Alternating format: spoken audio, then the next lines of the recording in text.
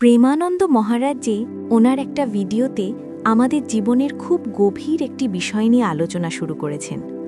তিনি বলছেন যে অভিমান হলো এমন একটি শব্দ যা পুরো সংসার চক্রকে বেঁধে রেখেছে। মানুষের মনে কত কিছুর অভিমান থাকে, কারো বিদ্যার অভিমান, কারো নিজের রূপের অভিমান, কারো জাতির অভিমান, কারো বংশের অভিমান, আবার কারোবার যৌবনের অভিমান। এরপর প্রেমানন্দ মহারাজজি বলছেন শুধু এগুলোই নয়, অভিমান আরও অনেক প্রকারের হয়, যেমন ধনের অহংকার বা জনবলের অহংকার। কিন্তু মহারাজজি সাবধান করে বলছেন এই অভিমানই হল আমাদের জন্ম মৃত্যুর মূল কারণ। সংস্কৃত শ্লোকের উদ্ধৃতি দিয়ে তিনি বোঝাচ্ছেন যে অভিমান হল সমস্ত শোকের মূল এবং এটি শূল বা কাঁটার মতো যন্ত্রণাদায়ক। অভিমান মানুষকে কখনো সুখ দেয় না, এটি কেবল শোক, দুঃখ এবং ভয়ই প্রদান করে। কিন্তু দুঃখের বিষয় হল অজ্ঞানী মানুষরা এতেই বড় সুখ খুঁজে পায়। তারা জাতির অহংকার বা টাকার অহংকারে এক মিথ্যা সুখ অনুভব করে। মহারাজজি বলছেন যদি আমরা এই অভিমান বা অহংকারের বৃত্তিটা ত্যাগ করে দিতে পারি, তাহলে আমাদের হৃদয়ে যে ভগবানের আনন্দ লুকিয়ে আছে তা আপনা আপনিই প্রকাশিত হতে শুরু করবে। তারপর মহারাজজি বুঝিয়ে বলছেন আমাদের জীবনের আসল চাহিদা কিন্তু বিষয় বাসনার আনন্দ নয়, আমাদের আসল চাহিদা হল ভগবান আনন্দ বা ঈশ্বরের আনন্দ। বিষয়বস্তুর মধ্যে আনন্দ খোঁজা মানে জীবনটাকে বরবাদ করে দেওয়া। কিন্তু এটা আটকানো খুব কঠিন, কারণ আমাদের মন এবং ইন্দ্রিয়গুলোর স্বভাবই হল ভোগ বিলাসের দিকে ধাবিত হওয়া, আর পরমাত্মার দিকে মনকে নিতে হলে সাধনা করতে হয়। কিন্তু মহারাজজি সতর্ক করে বলছেন সাধনা করতে গিয়েও যদি মনে অহংকার চলে আসে, তাহলে সেই সাধনাও ব্যর্থ হয়ে যায়। তখন মহারাজজি নিজেই প্রশ্ন করে বলছেন তাহলে এই অহংকার নাশ হয় কিভাবে? মহারাজজি এর উত্তরে বলছেন ভগবানের যখন বিশুদ্ধ কৃপা হয় তখনই এই অহংকার নাশ হয়। আর এই নাশ দুইভাবে হতে পারে। প্রথমত জ্ঞানের উদয় হয়ে অহংকার নষ্ট হয়, আর দ্বিতীয়ত ভগবান এমন এক পরিস্থিতি বা সর্বনাশের লীলা তৈরি করেন যে ভক্তির অহংকার একদম চূর্ণ বিচূর্ণ হয়ে যায়। কারণ ভগবান তার ভক্তির মধ্যে তিলমাত্র অহংকারও সহ্য করতে পারেন না, কারণ তিনি তার সেবকদের খুব ভালোবাসেন। তাই যখনই ভক্তের মনে অভিমান আসে, ভগবান বড়ই কড়াভাবে সেই অভিমান ভেঙে দেন। এই প্রসঙ্গে মহারাজজি একটি খুব সুন্দর এবং গভীর উদাহরণ দিচ্ছেন। তিনি বলছেন জ্ঞানের দ্বারা অভিমান নাশ হওয়াটা কিছুটা সহজ, কিন্তু যখন ভগবান পরিস্থিতির মাধ্যমে অভিমান ভাঙেন তখন তা খুব তিক্ত হয়। এটা এতটাই যন্ত্রণাদায়ক হতে পারে যে স্বয়ং দেবর্ষি নারদের মতো ভক্ত একবার অভিমানের বশবর্তী হয়ে নিজের ইষ্টদেব ভগবান শ্রীহরিকে অভিশাপ দিয়ে ফেলেছিলেন। নারদজি ভগবানকে বলেছিলেন আমি যেমন নারীর বিচ্ছেদে দুঃখী হচ্ছি, তোমাকেও তেমনই দুঃখী হতে হবে, আর তুমি আমাকে যে বানরের রূপ দিয়েছ সেই বানররাই তোমাকে সাহায্য করবে। মহারাজজি বলছেন ভাবুন তো, অভিমান মানুষকে কতটা নিচে নামিয়ে দেয় যে নিজের ইষ্টদেবকেও অভিশাপ দিয়ে দেওয়া হয়। কিন্তু দয়ালু প্রভু সেই অভিশাপও মাথা পেতে নিলেন। তাই মহারাজজি আমাদের উপদেশ দিচ্ছেন যে একজন উপাসকের সবসময় অভিমান থেকে নিজেকে বাঁচিয়ে রাখা উচিত। তবে গুরুর কৃপা হলে এই অভিমান নষ্ট হয়ে যায়। যখন কোনো সাধক নিজেকে গুরুর চরণে সম্পূর্ণ সমর্পণ করে দেন, তখন ধীরে ধীরে তার অভিমান গলতে শুরু করে। তখন তিনি অনুভব করেন যে আমি কিছুই করছি না, সব ভগবানের কৃপাতেই হচ্ছে। যখনই মানুষের মন থেকে আমি করছি এবং আমি ভোগ করছি এই ভাবটা চলে যায়, তখনই সে জীবনমুক্ত অবস্থা লাভ করে। এরপর প্রেমানন্দ মহারাজজি শ্রীপাদ প্রবোধানন্দজির একটি শ্লোকের অর্থ বুঝিয়ে বলছেন সাধকের কখনোই শরীর নিয়ে অভিমান করা উচিত নয়। যেমন আমি অমুক উচ্চ জাতির, আমার অনেক টাকা আছে, আমি খুব বলবান বুদ্ধিমান বা আমি খুব বড় জ্ঞানী, এই ধরনের অভিমান একদম ত্যাগ করা উচিত।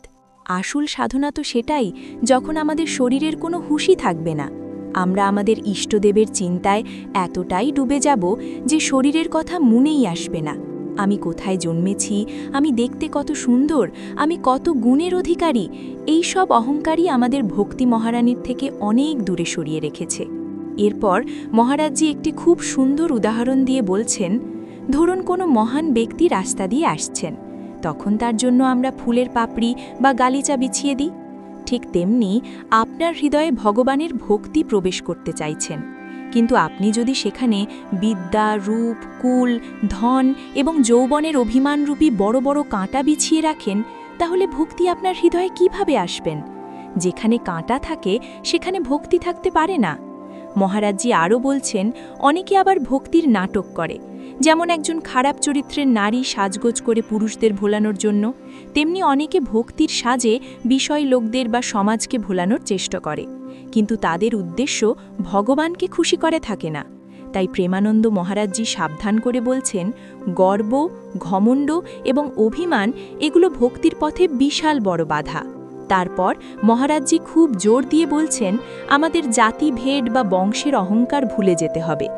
আগের জন্মে আমরা হয়তো পশু ছিলাম, এই জন্মে মানুষ হয়েছি, আবার কর্মফল অনুযায়ী ভবিষ্যতে হয়তো নর্দমার পোকা বা ভূতপ্রেত হতে পারি। আর যদি ভালো কাজ করি তো দেবতা হব, আর ভজন করলে ভগবানকে পাব। মহারাজজি বলছেন, আত্মা তো একই থাকে, শুধু শরীর বা জামাকাপড় বদলায়, তাই এই শরীরের জাতি নিয়ে অহংকার করা বোকামি। তারপর মহারাজজি আমাদের শেখাচ্ছেন, প্রাণ চলে গেলেও নিজের আরাধ্য বা ভগবানের আরাধনা ছাড়া যাবে না। প্রাণের মায়া, খিদে, তেষ্টা, এমনকি বাঁচার আশাও ত্যাগ করে দিতে হবে। আমাদের ভাব এমন হওয়া উচিত যে, হে প্রভু, তুমি আজ ডাকলে আজই যাব, বা 50 বছর পর ডাকলে তখনই যাব, আমরা সব সময় তৈরি। মহারাজজি বলছেন, বড় লোকদের বা ধনীদের পিছনে ঘুরে তাদের তোষামত করে কিছু পাওয়ার আশা করাটা নরকের রাস্তা। যা পাওয়ার তা আমরা আমাদের ইষ্টদেবের কাছেই পাব। ভগবান তো নিজেই গীতায় বলেছেন যে শুধু আমাকে নিজের মনে করে আমি তার সমস্ত দায়িত্ব বহন করি। এরপর মহারাজজি নিজেই প্রশ্ন করে বলছেন, এই প্রসঙ্গে অনেকের মনে প্রশ্ন জাগতে পারে, আমরা কিভাবে বুঝব যে স্বয়ং শ্যামাসুন্দর বা ভগবান আমাদের চাহিদা পূরণ করছেন? এর উত্তরে প্রেমানন্দ মহারাজজি খুব সুন্দর সমাধান দিয়ে বলছেন, যখন আমরা কারো কাছে কোনো কিছু চাইব না, কোনো কামনা করব না, তবুও অপরিচিত কোনো ব্যক্তির মাধ্যমে আমাদের সেবা বা প্রয়োজন মিটে যাবে, তখনই বুঝবেন যে স্বয়ং ভগবান প্রেরণা দিয়ে ওই ব্যক্তির মাধ্যমে আপনার সেবা করাচ্ছেন। তাই যা লাভ হয় তাতেই সন্তুষ্ট থাকা উচিত এবং কারো কাছে কিছু চাওয়া উচিত নয়। এরপর মহারাজজি সম্মানের বিষয় বলছেন, যদি দেখেন আপনার খুব নামডাক হচ্ছে, খুব সম্মান ও প্রতিষ্ঠা পাচ্ছেন, তাহলে সেটা স্বীকার করবেন না, কারণ সম্মান হলো মিষ্টি বিষ। এটা পান করলে দেহ অভিমান বেড়ে যায় এবং ভক্তি নষ্ট হয়ে যায়।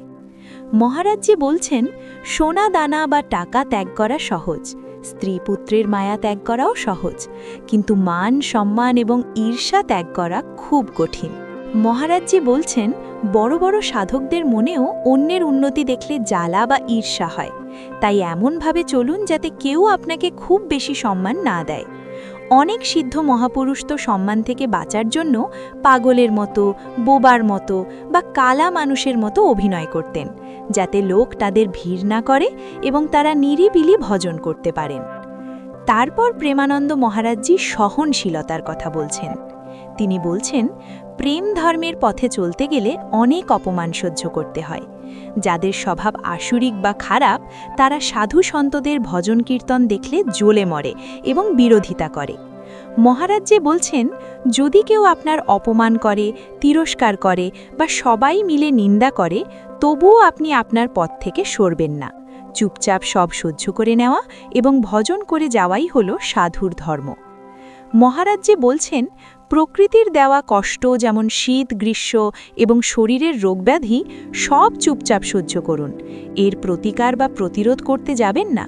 মহারাজজি পণ্ডিত রামকৃষ্ণ বাবার উদাহরণ দিয়ে বলছেন, তাকে একবার এক ব্যক্তি হালুয়া খেতে চেয়ে না পেয়ে মাথায় লাঠি দিয়ে মেরেছিল, কিন্তু তিনি সেটাও চুপচাপ সহ্য করে নিয়েছিলেন, কারণ এই প্রেমের পথে যে যত বেশি সহ্য করতে পারবে সে তত তাড়াতাড়ি ভগবানের কৃপা পাবে।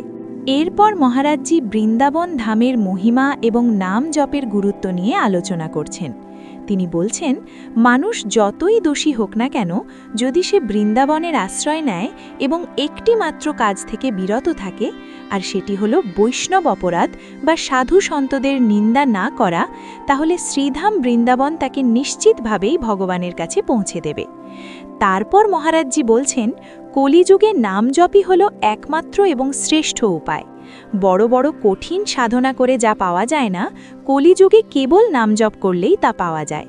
তাই মহারাজজি বলছেন, আপনারা শুদ্ধ ও পবিত্র খাবার খান, যা ভগবানকে ভোগ লাগানো হয়েছে, এবং তার সাথে নাম জপ করুন। এতেই আপনাদের চরিত্র পবিত্র হয়ে যাবে। মহারাজজি বলছেন, যে ব্যক্তি নাম জপ করে, পরনারীর দিকে কুদৃষ্টি দেয় না এবং ব্রহ্মচর্য পালন করে, সে নিশ্চিতভাবেই ভগবানের দেখা পাবে। তাই তোমরা সবাই এই 2 অক্ষরের নাম, রাধা কৃষ্ণ, হরি বা রাম, এটাই আপনার ইহকালের সুখ এবং পরকালের সম্বল। নাম হল ভবরোগের বা সংসার রোগের মহৌষধ। মহারাজজি বলছেন, শোক এবং দুঃখ থেকে বাঁচার একটাই উপায়, আর তা হল নিজের জিভ দিয়ে ভগবানের নাম জপ করা। আমরা সবাই চাই দুঃখ যেন আমাদের না ছোঁয়, কিন্তু এর জন্য টাকা দিয়ে কোনো ব্যবস্থা করা যাবে না। এর জন্য রাধা রাধা বা কৃষ্ণ কৃষ্ণ নাম জপ করতে হবে। মহারাজজি সাবধান করে বলছেন, মৃত্যুর পর এই নামই আপনার সাথে যাবে। যারা নাম জপ করে না, যমদূতরা তাদের মারতে মারতে নিয়ে যায়। আপনি যদি জীবনে কাউকে 1 গ্লাস জল না দিয়ে থাকেন, কাউকে অন্ন বা বস্ত্র দান না করে থাকেন, তবে মৃত্যুর পর সেই কঠিন রাস্তায় আপনিও কিছু পাবেন না।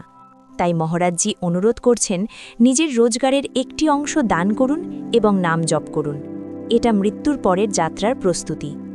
আমরা কোথাও বেড়াতে গেলে কত প্রস্তুতি নিই, কিন্তু মৃত্যুর পরের যাত্রার জন্য কেন ভাবি না? মহারাজজি আরও বলছেন, আজ আপনার শরীরে শক্তি আছে, তাই এখনই নাম জপ করে নিন। আর না হলে এমন দিন আসবে যখন আপনি চাইলেও আর রাধা বা কৃষ্ণ নাম উচ্চারণ করতে পারবেন না, কারণ তখন শরীর অকেজো হয়ে যাবে, জিভ নড়বে না। তাই এখনই এই মুহূর্ত থেকেই নাম জপ শুরু করুন। তাহলেই ভগবানের নামের খাতায় আপনার নাম জমা হয়ে যাবে এবং সেটাই আপনাকে নরক থেকে বাঁচাবে। মহারাজজি বলছেন, অনেকেই ভাবে শেষের দিকে নাম জপ করব, কিন্তু তিনি সাবধান করছেন, যাদের নাম জপের অভ্যেস নেই তারা শেষ সময় নাম নিতে পারে না। আপনার সমস্ত সম্পত্তি, বাড়ি, গাড়ি, স্ত্রী, পুত্র কেউ শেষ সময় কাজে আসবে না। তখন কেবল ভগবানের নামই আপনার সঙ্গী হবে। তাই মহারাজজি জোর দিয়ে বলছেন, অনেক শাস্ত্র পড়ে বা অনেক সৎসঙ্গ শুনে কোনো লাভ নেই যদি না আপনি নাম জপ করেন। সব শাস্ত্রের সার হল নাম জপ। তাই মহারাজজি বলছেন, আমি তো বলবো আপনারা এখন থেকেই, এই মুহূর্ত থেকেই নাম জপ শুরু করুন। তারপর মহারাজজি বলছেন, অনেকে হয়তো ভাবেন আমি খুব পাপী বা আমি খুব দুঃখী। এর উত্তরে মহারাজজি বলছেন, প্রলাপ বা কান্নাকাটি করে কোনো লাভ নেই। টাকা, সম্মান, স্বাস্থ্য সব থাকলেও যদি নাম না থাকে তবে সব বেকার। ব্রহ্মা, শিব, নারদ, ব্যাসদেব সবাই এই নামের গুণগান গেয়েছেন। তাই নাম হল এমন এক ওষুধ যা আপনাকে সব রোগ থেকে সারিয়ে তুলবে। পরিশেষে প্রেমানন্দ মহারাজ খুব সুন্দর করে বলছেন, আপনি যে নামই ভালোবাসেন, রাম, হরি, কৃষ্ণ, কালী, দুর্গা বা রাধা, সেই নামই জপ করুন। নিজে জপ করুন এবং আপনার পরিবারের সবাইকে জপ করতে বলুন। আত্মীয় স্বজনকেও ভালোবাসার সাথে নাম জপ করতে বলুন। এতেই আপনার এবং সকলের মঙ্গল হবে। তাহলে বন্ধুরা, আজকের মতন এটুকুই।